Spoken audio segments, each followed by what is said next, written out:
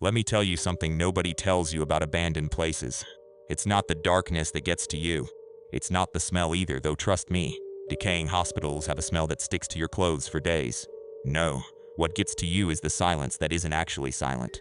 Because when you're standing in a place where hundreds of people suffered, where people died strapped to beds, where doctors did things to patients that would get them arrested today, that silence has a texture. It presses against your ears, and sometimes, if you stay long enough, it starts pressing back. I've explored over 40 abandoned locations in the past 3 years. I've been in burned-down mansions. I've crawled through collapsed mine shafts. I've spent the night in a house where a family was murdered and never solved. Nothing prepared me for Willowbrook, and I almost didn't make it out. Willowbrook State School, Staten Island, New York. If you don't know the name, you're about to wish you never did.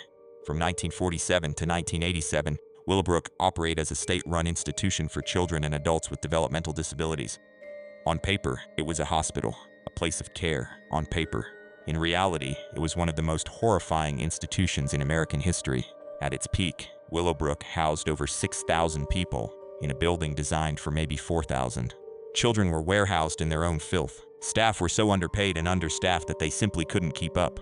Kids who could walk were sometimes just left to wander. Left in their own waste for hours. Left without clothing in winter. And that's before we get to the experiments. Dr. Saul Krugman ran hepatitis studies at Willowbrook starting in the 1950s.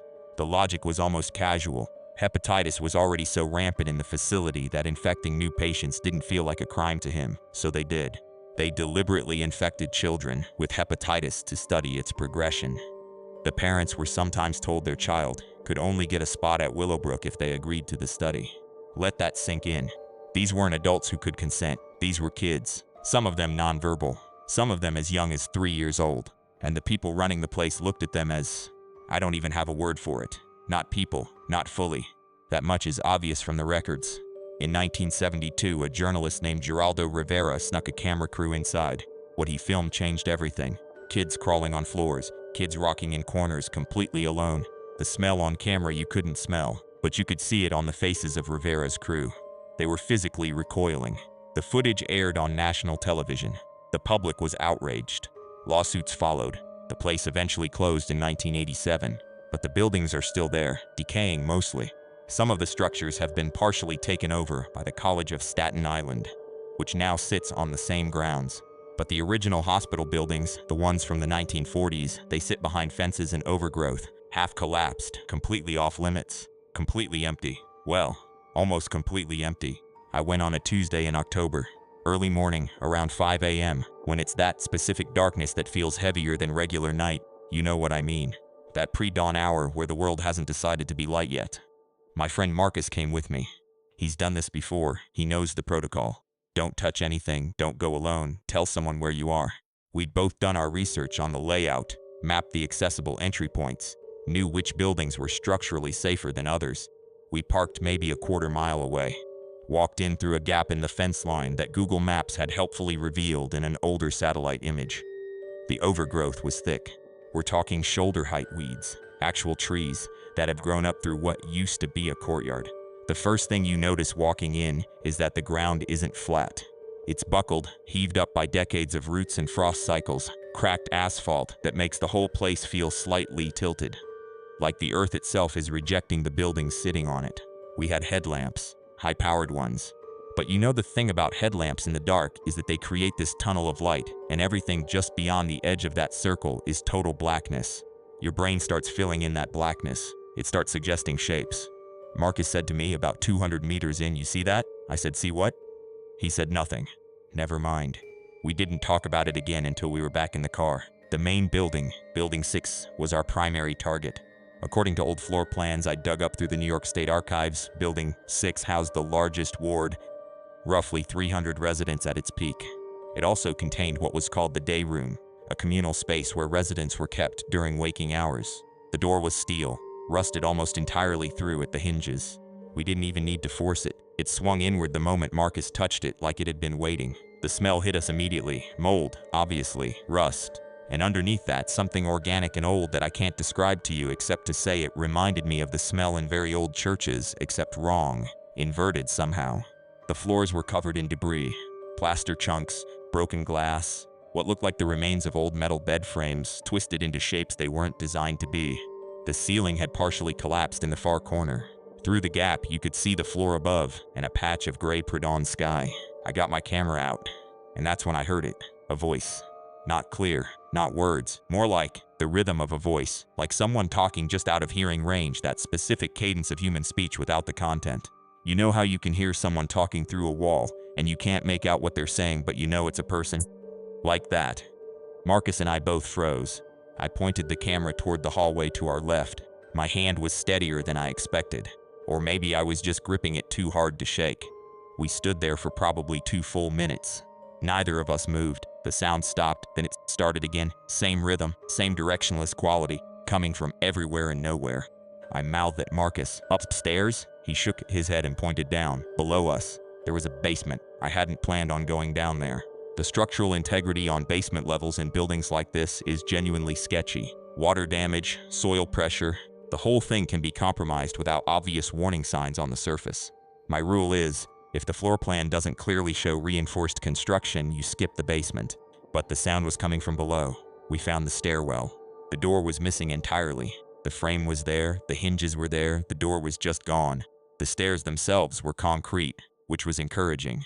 Concrete stairs in these old state buildings were built to last, even if the walls around them weren't. I went first, each step slow, testing weight.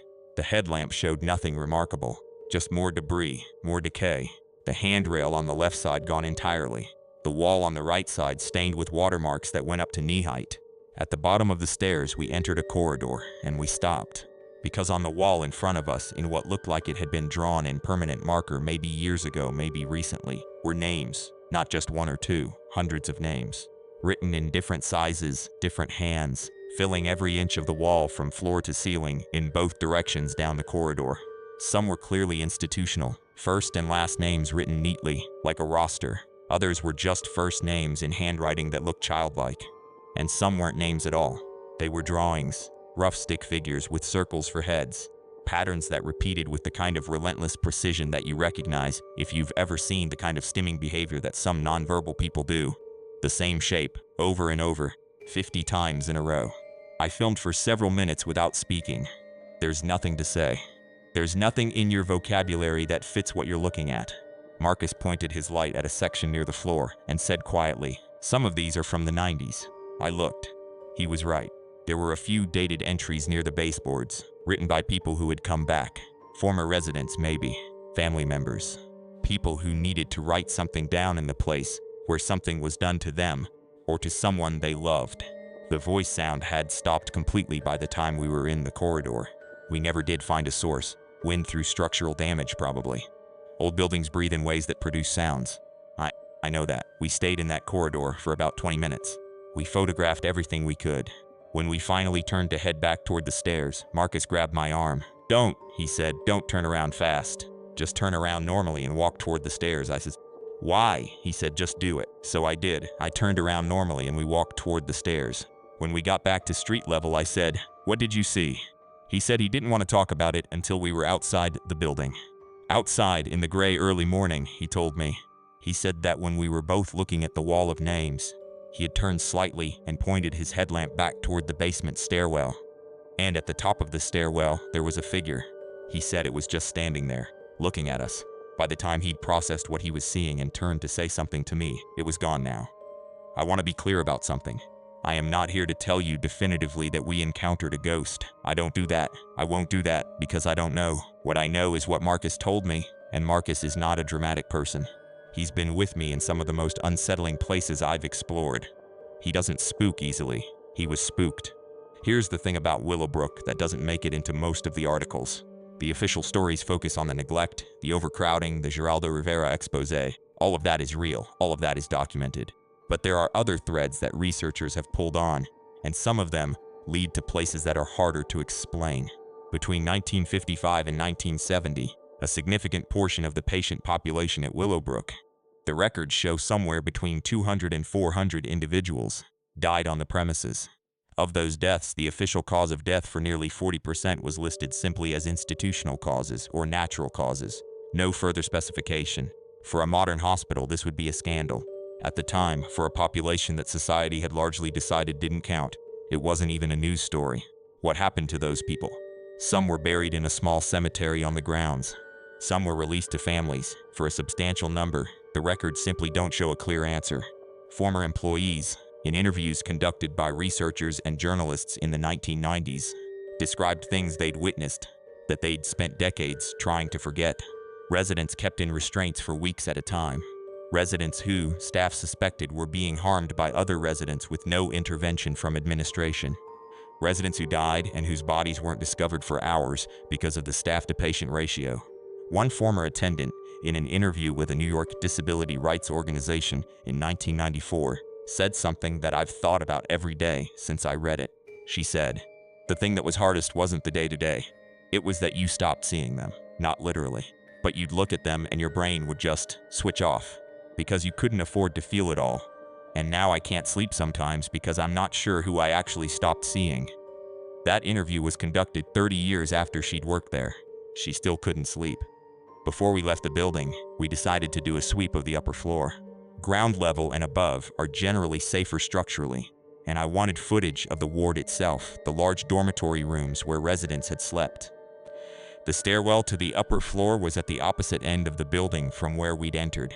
Getting there meant walking the length of what had been the ground floor hallway, maybe 80 meters, past a series of rooms that still had their steel doors, most of them open, some of them closed. I'm going to tell you exactly what I filmed. I've reviewed the footage multiple times. I've had other people review it. In the third room on the right side of the hallway, the door was half open, and the room was mostly clear. Some plaster on the floor, an old metal chair in the corner, paint peeling off every surface. Standard, nothing notable. In the fifth room, the door was closed. We didn't open it. We try not to open closed doors because the air pressure differential can destabilize compromised ceilings. We kept moving. In the seventh room, the door was open and there was a hospital bed, not a rusted frame, an actual bed. Old, yes, clearly from an earlier era, but with some structural integrity remaining, and on it, something that stopped both of us. A pillow, not a relic, not a decomposed object. A pillow, still holding something close to its original shape, placed neatly in the center of the bed. Now, I want to be rational about this. People break into abandoned places all the time. Urban explorers, teenagers, artists, photographers. Someone could have brought that pillow in, someone could have staged it, even. None of that is impossible, but it was placed. Deliberately, carefully placed, not dropped or thrown, set down. We filmed it, we didn't touch it, we kept moving. Upper floor was largely what I expected. Collapsed ceiling sections, the large wardroom running the full length of the building with rusted bed frame outlines visible under debris. Windows that had been boarded from the outside decades ago with boards that were now themselves rotting, letting in strips of early morning light. The wardroom felt enormous, still does when I watch the footage back. Hard to convey the scale. It was maybe 150 feet long, ceilings at maybe 14 feet, and entirely empty except for the structural debris. Whatever had been in there, the beds, the furniture, whatever limited personal effects residents may have had, was gone. I stood in the middle of that room for a long time. I kept thinking about the names in the basement, hundreds of names on that wall, and I kept thinking about how every one of those names had stood in this room, had slept in this room, had been woken up in this room to face another day of being warehoused and forgotten. The pillow was bothering me more than I wanted to admit. We went back downstairs, we found the exit. The sky was light now, pale and cold. We walked back through the overgrowth to the fence gap. Marcus, once we got to the car, sat in the driver's seat for probably 3 minutes without starting the engine. Then he said, "I think someone still lives there." I didn't say anything. He said, "The figure at the stairwell." It didn't move like something that was scared of us. It just stood there like it was watching. I still didn't say anything. "The pillow was placed recently," he said. "Like within the last few days." He started the car. When I got home, I spent 3 days going through everything I could find. New York State Archives, disability rights organization records, contemporary newspaper coverage from the 70s and 80s, court records from the Willowbrook class action lawsuit, which was settled in 1975 and which required the state of New York to fundamentally reform its treatment of people with disabilities. And I found something. There are documented cases, 3 that I could confirm with multiple sources, of former residents returning to the Willowbrook grounds after the closure. Not to vandalize, not to explore, to live. 2 of those cases were addressed by social services in the early 1990s. Former residents who had been deinstitutionalized without adequate support. who had ended up without stable housing, and who had instinctively returned to the only place they had known. The third case, from 2003, was less clear. A woman in her 50s, identified in records only by initials, was discovered living in one of the outlying storage structures on the Willowbrook grounds. She had been a resident of Willowbrook from 1965 to 1987, essentially her entire childhood and young adult life. When she was found, she had been there for an unknown period. The records indicate she was relocated to supportive housing. They don't indicate that she stayed. I'm not saying what the figure at the stairwell was. I'm not saying who placed the pillow. But I'm also not saying it was a ghost. Here's what actually keeps me up about Willowbrook. Not the figure, not the pillow, not the sound in the basement. It's the names on the wall. Because someone went back and wrote them. Someone who knew those names, knew the people attached to them, and went back to a place that held nothing but pain for them, and wrote them down, so they wouldn't be forgotten. In a country that had already decided those people didn't matter, someone decided they did. The horror of Willowbrook isn't in the dark corridors, it's in the paperwork. It's in the bland bureaucratic language of the official reports. Institutional causes. It's in the fact that hepatitis experiments on children were debated in medical journals with the same calm academic tone you'd use to discuss a chemistry problem. It's in the math of 6,000 people in a building for 4,000, and the calculation that followed from that, which was, some of these people will suffer, and that's acceptable. The horror is that it was legal, that it took decades, that it took a journalist sneaking in with a hidden camera for anyone to look. And the horror is the question that follows from all of that, which is, where's the version of this that's happening right now somewhere, that we haven't seen the footage of yet? I don't have an answer for that. I've posted the full footage in the link below, unedited. Everything's from the corridor of names to the upper wardroom to the moment Marcus and I found the pillow. I've also linked the documentary sources I pulled from, the Geraldo Rivera original broadcast from 1972, which is disturbing, genuinely disturbing, and you should brace yourself if you watch it, and the New York State Archive materials I found on the closure. I've been doing this for 3 years. This is the one I think about every day. Willowbrook was not a horror movie. It wasn't supernatural. It was the result of real decisions made by real people in suits who attended real meetings and went home to their real families and slept fine, apparently. That's the scariest thing I've ever encountered in an abandoned building. Not the figure at the stairwell. Not the voice in the basement. The paperwork. If you want more investigations like this, actual history, actual locations, actual footage with no fake jump scares or manufactured drama, subscribe. We go where other channels won't, and we actually show you what we find. Link to full footage below. See you in the next one.